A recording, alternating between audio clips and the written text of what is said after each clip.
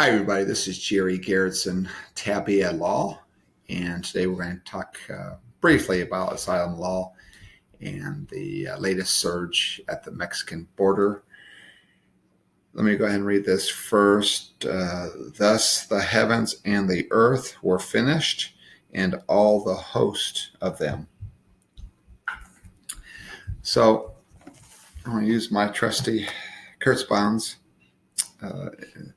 handbook, source book on immigration. And so when you think of asylum law, sometimes it can get mixed in with refugees, and it's a slight difference. But here, I just want to focus on asylum. And generally, the idea is that folks being persecuted in a foreign country are allowed into this country. And every country has different rules on that. There's the international law that kind of touches on that, but for the United States, and that's what we're concerned with, that's what we're talking about now. The idea since 1943, where the Jewish people in Nazi Germany were being persecuted, and other countries, including ours, were not open for a large influx of the Jews. And unfortunately, we know what happened there. So laws changed since then, rightly, so that we can avoid another catastrophe like we had there in the 1930s and 40s. So here, you can go into great detail in asylum law. There's a lot to it, but I just want to talk briefly about persecution. And first off, there's different ideas on persecution. A lot of case law on this. Is it subjective, or are we looking at it objectively? And there's a debate, an argument that our asylum law should be more of a subjective nature or in nature. Traditionally, it's been objective. In other words, it's not necessarily how you feel. And let me back up a little bit. So persecution is the idea of fleeing a country because you're fleeing for your life or for freedom.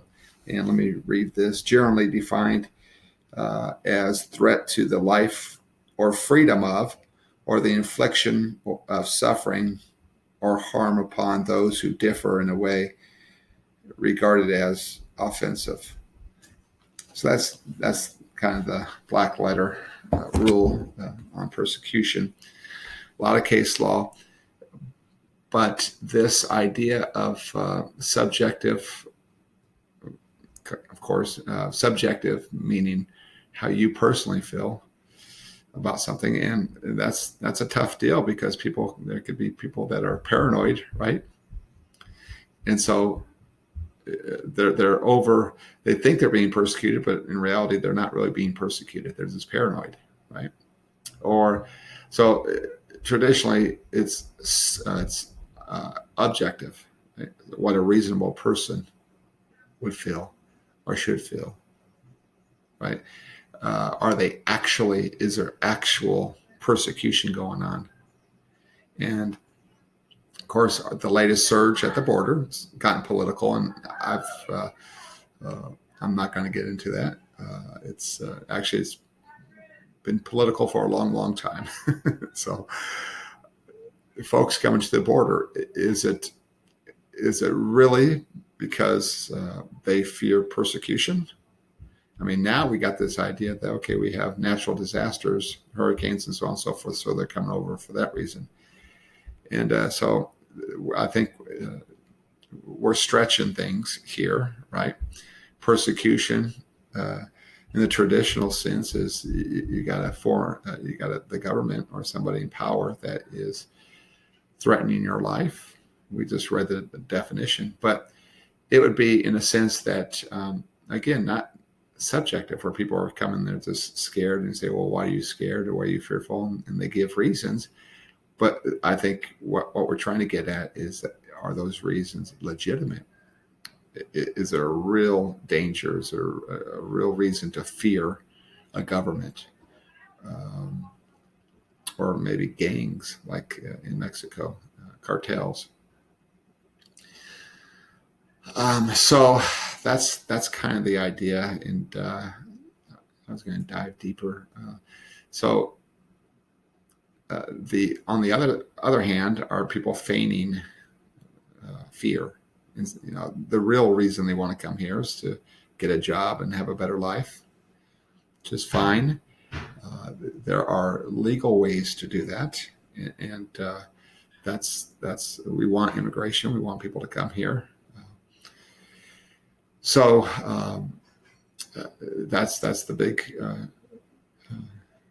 question, I guess. Is it really truly persecution? And if it is, then you need to show us and have evidence of real persecution. And there's lots of case law on that. But asylum law is in place to help those who are legitimately being persecuted, like the Jews in Nazi Germany.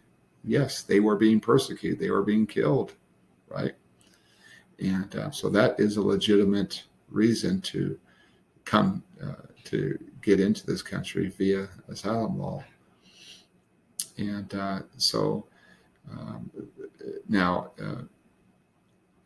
oftentimes, right, it has nothing to do with that. People are feigning that. It's like in family law with a marriage, and that's why marriages are looked at real close with high scrutiny, because the people get married because they love each other and they want to have a life together, or do they get married because they want to get a free ticket to the United States and get their green card?